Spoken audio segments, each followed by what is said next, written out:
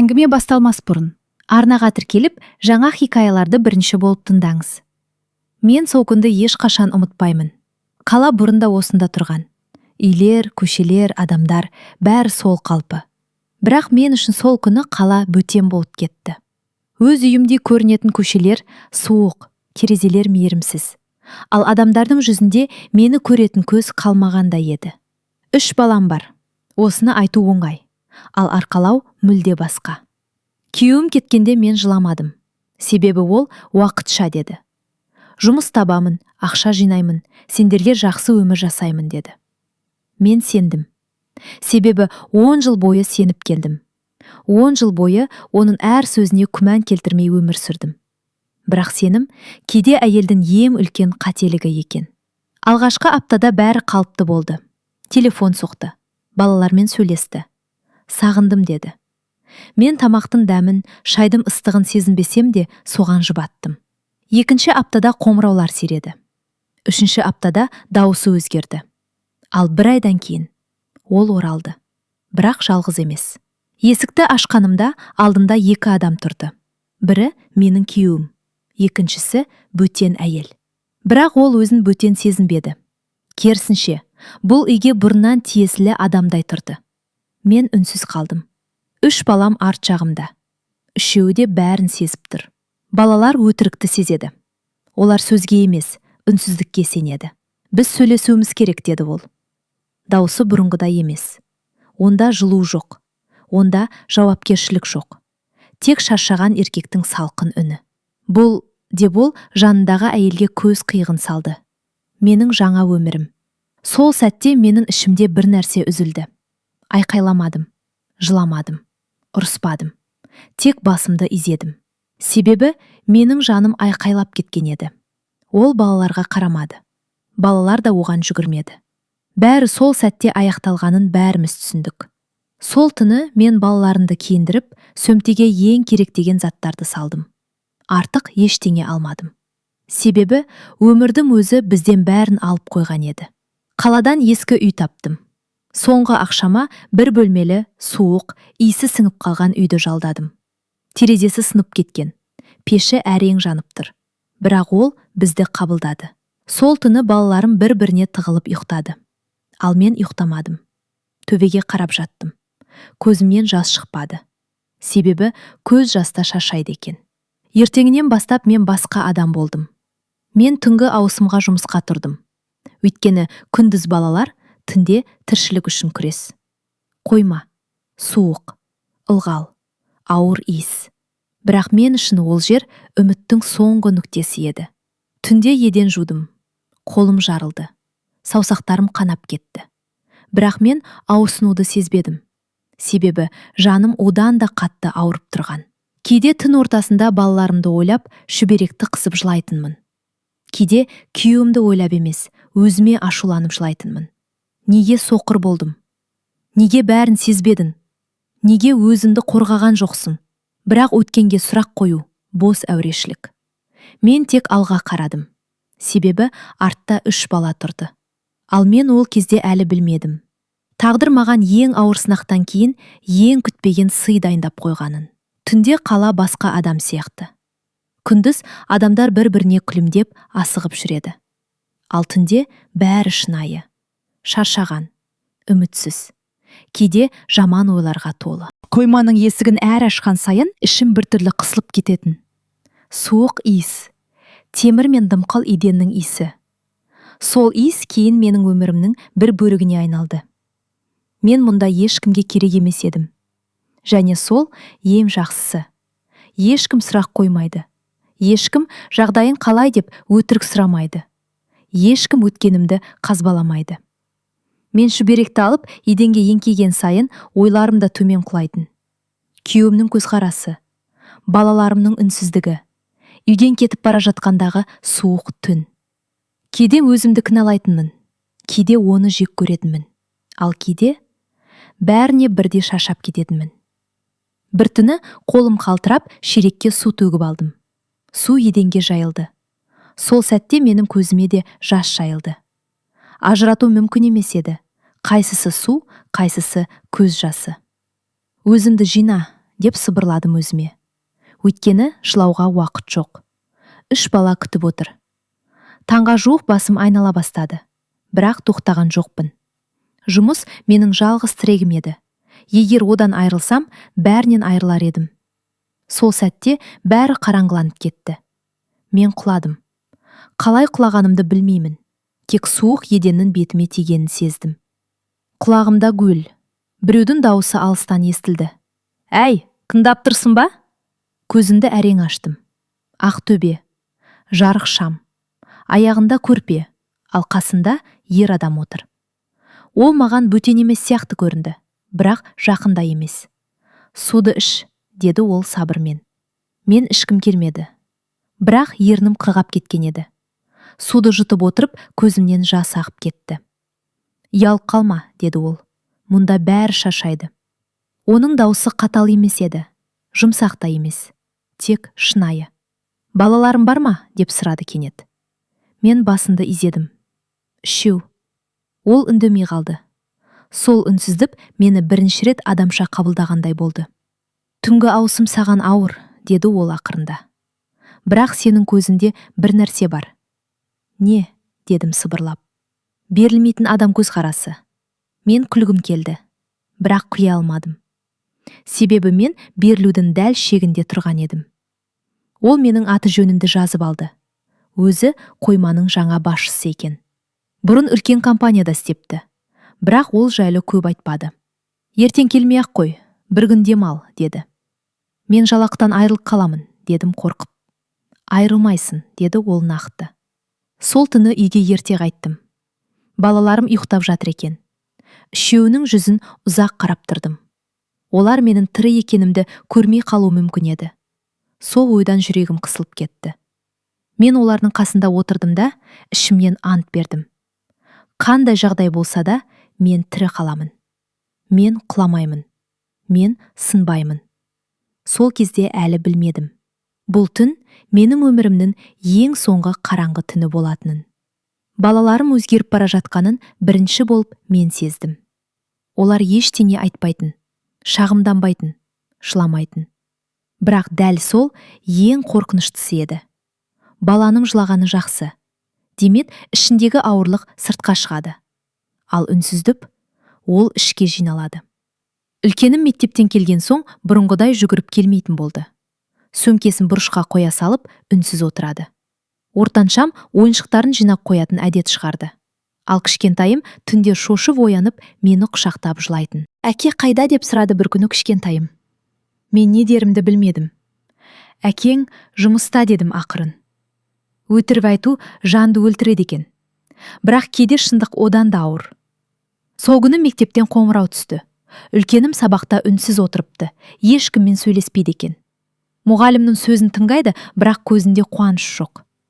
Телефонды қоя салысымен жүрегім сыздап кетті.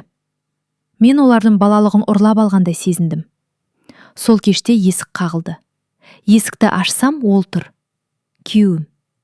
Жалғыз. Менің жүрегім бір сәтке тоқтап қалғандай болды.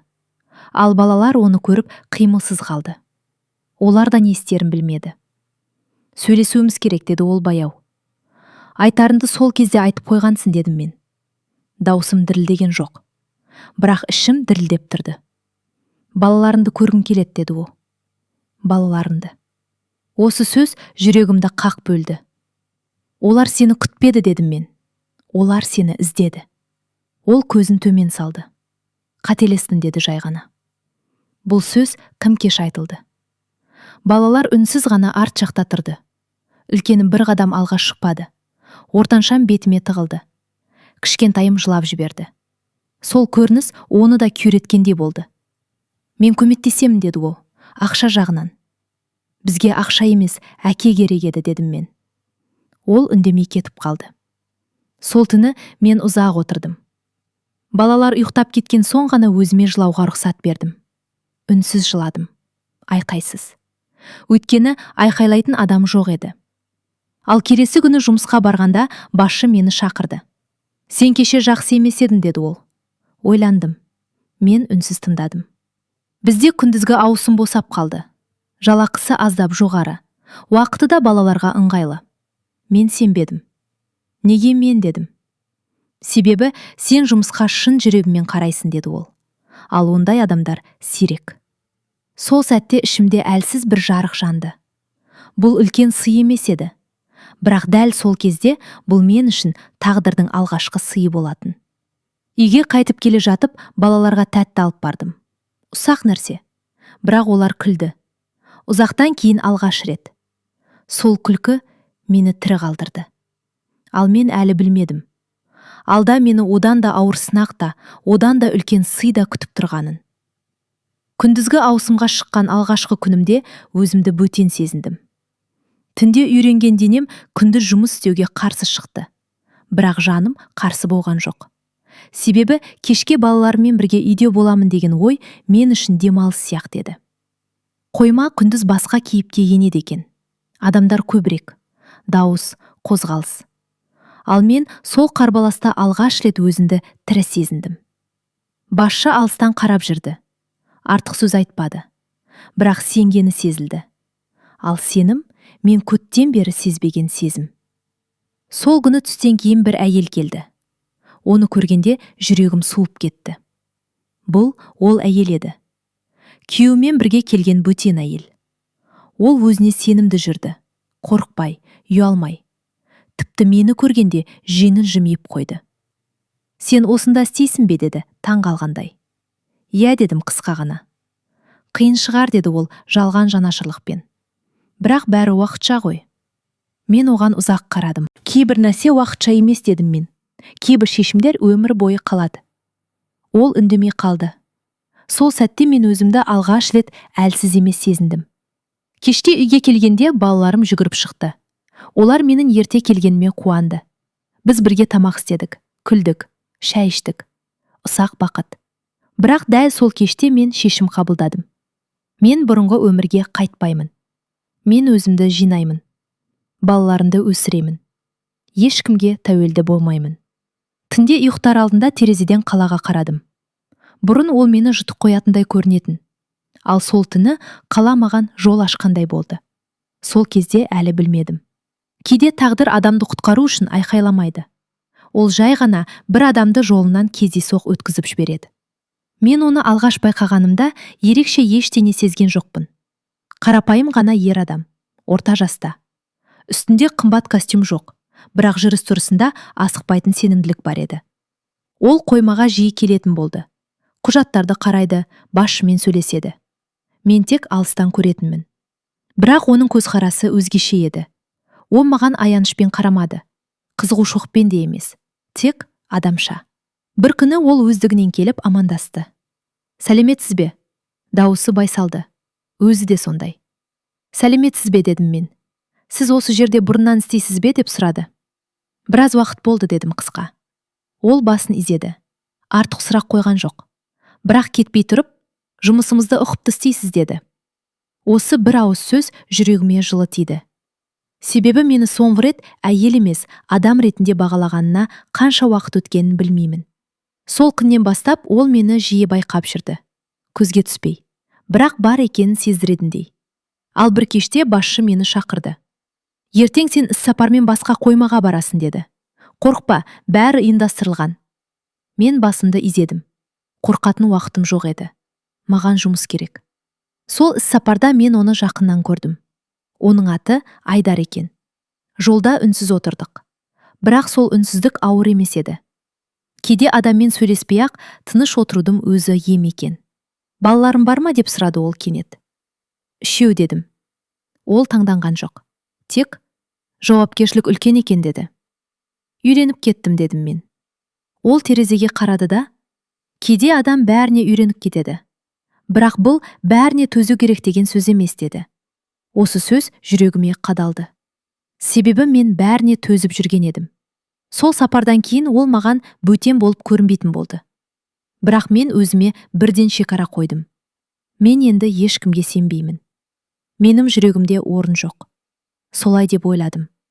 Бірақ тағдыр біздің ойымызды сирек тыңдайды екен. Ал мен әлі білмедім. Бұл адам менің өміріме сезім үшін емес, таңдау үшін келгенін. Ал сол таңдау мені түбегейлі өзгертетінін. Мен балаларымды ешқашан ешкімге көрсеткім келмеді.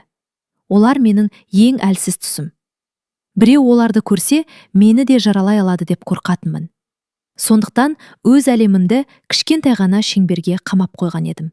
Үй, жұмыс, балалар. Айдар сол шеңберге жақындаған алғашқы адам болды. Бір күні жұмыстан кейін ол мені тоқтатты. Кешке уақытым бар ма деді. Мен бірден іштей қорғанысқа өттім. Балаларым бар дедім қысқа ғана. Білемін деді ол. Сондықтан да сұрап тұрмын балалармен бірге. Осы сөз мені абдыратып тастады. Не үшін дедім? Жай ғана шай ішуге, егер қаласаң. Мен бас тартқым келді, бірақ неге екенін білмеймін, басымды іздедім. Сол кеште балаларым алғаш рет мені таңғалған көзбен қарады. Анау кім? Деп сұрады ортаншам. Жұмыстан таныс дедім. Айдар бізді шағын кафеде күтіп отыр екен. Балаларды көргенде орнынан тұрып амандасты. Әрқайсының көзіне жеке қарады. Бұл ұсақ нәрсе сияқты, бірақ балалар оны бірден сезді. Кішкентайым оған жақындап: "Сіз жаман адам емессіз ғой?" деп сұрады. Мен шошып кеттім. Айдар күлді. "Жаман болмауға тырысамын" деді. Сол сәтте балалар күліп жіберді. Олар оны бірден қабылдады, ал бұл мен үшін ең үлкен сынақ еді. Кеш тыныш өтті. Айдар көп сөйлемеді, балаларға сұрақ қоймады. Өздерінше болуға рұқсат берді. Үйге қайтқанда үлкенім маған сыбырлап: "Ол әкеге ұқсамайды" деді. "Неге?" дедім. "Әке айқайлайтын" деді ол жай ғана. Жүрегім ауырды. Сол түні мен ұзақ ойландым. Мен балаларымды тағы бір ер адамға үйретуге құқым бар ма? Егер ол да кетіп қалса ше? Ал жауап жоқ еді. Бірақ тағдыр мені тыныш қалдырмады. Келесі аптада бұрынғы күйеуім хабарласты. "Ол біреумен жүріп жатыр" деді ол ашулы дауыспен. "Балаларының жанында бөтен еркек жүрмеуі керек." Мен үнсіз қалдым. "Егер сен солай жалғастырсаң, мен балаларды өзіме аламын" деді ол.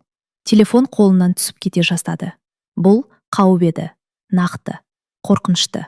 Мен алғаш рет түсіндім. Бұл тек менің жүрегім емес. Бұл балаларының тағдыры. Ал мен әлі білмедім. Телефон тұтқасын қойғаннан кейін ұзақ қозғала алмай отырдым. "Балаларды алып кетемін" деді. Осы бір сөйлем санамда қайта-қайта жаңғырып тұрды. Мен бұрын қорықтым деп ойлайтынмын, бірақ бұл басқа еді. Бұл жүректің түбіне дейін жететін, дем алдырмайтын қорқыныш. Балаларым менің өмірім. Ал оларды тартып алу мені тірідей жоюмен тең. Сол күні жұмыста қолым дірілдеп жүрді. Құжаттарды шатастырдым. Бірнеше рет көзіме жас келді. Бірақ өзімді ұстап қалдым. Себебі әлсіздікке уақыт жоқ еді. Айдар менің өзгергенімді бірден байқады. "Бірдеңе болды ма?" деді ол жай ғана. Мен бәрісін айтып бердім. Алғаш рет біреуге бәрін жасырмай айттым. Күйеуімнің кетуін, балаларымды, қорқынышымды. Айдар үнсіз тыңдады. Бөлмеде тек менің даусым ғана естіліп тұрды. "Ол сені қорқытып отыр" деді ол ақырында. "Ол соны істей алады" дедім мен. "Оның ақшасы бар, байланыстары бар." Айдар ойланып қалды. "Заң бар" деді ол. "Бірақ заңды пайдалану үшін батылдық керек." Мен жымидым. "Мен батыл емеспін" дедім. "Жоқ" деді ол қаттырақ. "Сен батылсың. Сен тек соны ұмытып кеткенсің." Ол маған адвокаттың нөмірін берді. Өз таныс екен. Сол кеште мен балаларымды құшақтап отырып оларға ант бердім. "Сендерді ешкімге бермеймін." Адвокатпен сөйлесу оңай болмады. Құжаттар, дәлелдер, куәліктер, бәрі ауыр. Бірақ бір нәрсе анық еді. Күйеуім балаларды емес, мені жазалағысы келді. Сол шындық жүрегімді ауыртты. Ал бір күні сотқа шақырту келді. Қағаз қолымда дірілдеп тұрды. Балалар үнсіз қарап тұрды. "Біз бірге өтеміз" дедім мен өзіме. Сол кезде Айдар маған қарап, "Жалғыз емессің" деді. Ол сот күні менімен бірге келді. Бірақ алыстан тұрды. Араласқан жоқ. Өз орнын білді.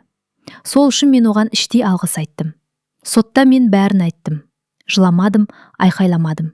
Тек шындықты айттым. Ал шындық ең күшті қару екен. Сот балаларды менің қасында қалдырды. Сол күні үйге қайтып келе жатып, тізем дірілдеп кетті. Бірақ бұл қорқыныш емес еді. Бұл жеңілдік еді. Ал күйеуім сол күні соңғы рет маған қатты қарады. Мен де оған соңғы рет қарадым. Қорқынышсыз. Ал мен әлі білмедім. Бұл жеңіс мені жаңа сынаққа дайындап жатқанын. Ал тағдыр сыйы әлі толық ашылмағанын. Соттан кейін өмір бірден жеңілдеп кеткен жоқ. Қорқыныш кетсе де орнында бос орын қалды. Сол бос орынды немен толтыратынымды білмедім. Адам ұзақ уақыт бойы күресіп жүрсе, тыныштыққа үйрене алмай қалады екен. Айдар біраз уақыт маған жақындамады. Бұл мені ренжітпеді. керісінше, оның сабырын, шекарасын бағаладым. Ол менің жарамды түртіп ашқан жоқ. Өз уақытымен жазылуына мүмкіндік берді. Бір кеште ол мені сөйлесуге шақырды. Мен саған бір нәрсе айтуым керек деді. Оның даусы бұрынғыдан салмақтырақ еді. Мен үйленгенмін деді ол тікелей. Бірақ көптен бері бөлекпіз. Балам жоқ. Ажырасу процесі жүріп жатыр. Мен үнсіз қалдым. Мен сенен ештеңе күтпеймін деді ол. Тек шындықты білгенімді қаладым. Сол сәтте мен бір нәрсені түсіндім. Мен бұрынғыдай қызғаныш сезбедім. Ашуланбадым. Себебі менің өмірім енді бір еркектің жағдайына тәуелді емес еді. Рахмет дедім мен. Шындығым үшін. Ол басын изеді. Мен сенің өміріне кіргім келмейді деді ол. Егер өзің қаламасаң. Сол түні үйге келіп, балаларының ұйықтап жатқан жүздеріне қарадым. Олар тыныш ұйықтап жатыр. Қорқынышсыз. Мен өзімді алғаш рет толық адам сезіндім. Келесі күні Айдарға хабарластым. Мен дайын емеспін дедім мен. Бірақ сенің қасында болғанымды қалаймын. Адам ретінде. Ол жымиды. Бұл да жеткілікті деді. Сол сәтте мен түсіндім. Тағдырдың сыйы махаббат емес. Тағдырдың сыйы таңдау құқығы. Бір күні таңертең ояндым да айнаға ұзақ қарадым. Көз алдымда бұрынғы мен емес еді. Көзінде қорқыныш қана емес, төзім бар әйел тұрды. Шашым да бұрынғыдай емес. Жүзімде. Бірақ ішімдегі бір нәрсе бұрын соңды болмағандай тірі еді. Мен өзімді таныдым. Бұл сезім бірден келген жоқ. Ол түнгі ауысымдардан, сот залындағы үнсіздіктен, балаларымды құшақтап өткізген ұзақ түндерден жиналды. Жұмыста маған жаңа міндеттер бере бастады. Құжаттар, ұйымдастыру, адамдармен сөйлесу. Бұрын өзімді ондайға қабілетсіз санайтынмын. Бірақ мен үйреніп кеттім. Бір күні басшы, сен бұл жерден де артыққа лайықсың деді. Осы сөз мені шошытты. Артыққа? Мен өзімді әрем ұстап жүргендей сезінетінмін. Ал біреу мені жоғары көріп тұр.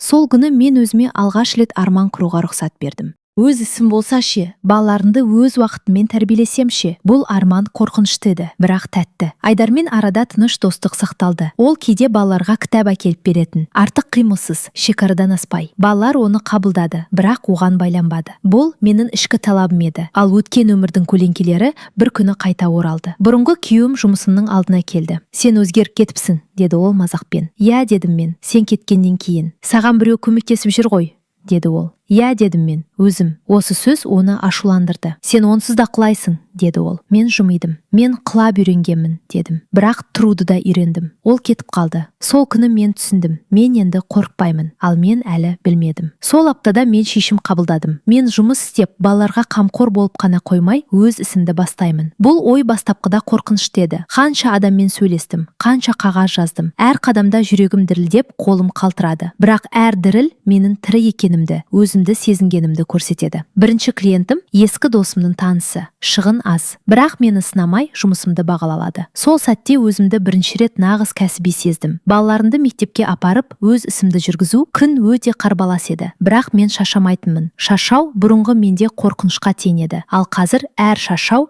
менің күшейгенімді білдіретін белгі. Үлкенім маған қарап, ана, сен мықтысың, деді бір кеште. Ортаншам басын изеді. Кішкентайым құшақтап алды. Менің жүрегім жымиды. Бұл ең үлкен сый. Ал мен өзімді сездім. Балаларыммен бірге мен ешкімге тәуелді емеспін. Біз өзіміздің өміріміздің билеушіміз. Бірақ жаңа іспен қатар қиындықтар да басталды. Бірде менің бизнесімдегі бірінші үлкен келісім бұзылды. Қарсылас тарап мені алдады. Кәсіби өмір мен ойлағандай тәтті емес екен. Мен орнымнан тұрдым. Терезеге қарап қаланы көрдім. Қорықпаймын, деп сыбырладым ішімнен. Сол кезде мен түсіндім. Күш тек төзімнен, төзім тек жүректен келеді. Ал мен әлі білмедім. Бұл алғашқы жеңістің артында мені күтетін тағы бір сынақ бар екенін. Бір күні телефон шырылдады. Бұрынғы күйеуім. Сен мені мәңгі еске алатын сияқтысың, деді ол мұңайған дауыспен. Балаларымның жанында бөтен еркек жүрсе, мен бәрін қайталамын. Мен терең тыныстап, балаларымды қарап отырдым. Олар үйде, тыныш, қорқыныш жоқ. Мен де қорықпадым. Сен ештеңе ала алмайсың,